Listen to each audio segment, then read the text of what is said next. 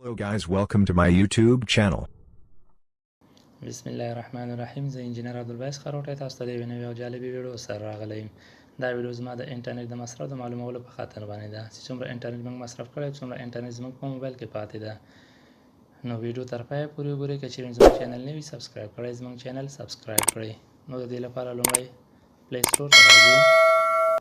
له پلی سټور څخه یو اپس ډاونلوډوو چې د انټرنیټ سپیډ میټر په نامه باندې ده.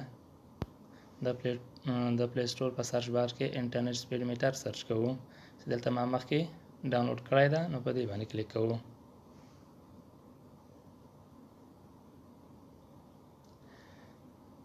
نو له دې څخه وروسته دلته تاسو ته د انسټال اپشن راسي. ما مخکې ډاونلوډ کړی ده، نو ماته زرګه دلته د اوپن اپشن راکوي. نو له دې ځای څخه به وروسته ووځئ او دلته به تاسو سره د انټرنیټ سپیډ میټر په نامه یو اپس اضافه شوی. نو په دې باندې به کلیک کړئ.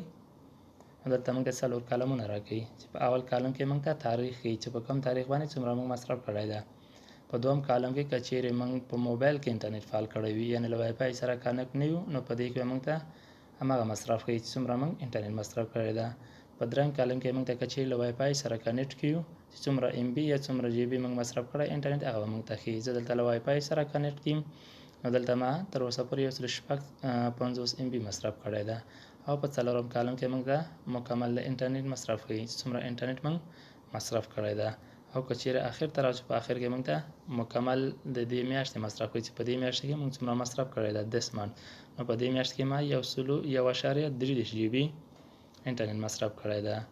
او کله د ځای څخه ووځو، دلته موږ ته د سپیډ موږ ته معلوموي چې څومره موږ سپیډ ده د انټرنیټ. کله چې په دې ځای باندې هم کلیک کړئ، نو دلته موږ ته هماغه کالم راکوي چې په اول کالم کې موږ ته تاریخ ښیي، په دوم کالم کې موږ ته د موبایل د انټرنیټ مصرف ښیي که چیرې موږ په موبایل کې انټرنیټ فعال کړی وي. په درېیم کالم کې موږ که چیرې له وای فای سره کنیکټ یو، نو د وای فای مصرف موږ ته معلوموي چې څومره موږ له وای فای څخه مصرف کړی. او په څلورم کالم کې ټوټل مکمل مصرف موږ ته ښیي.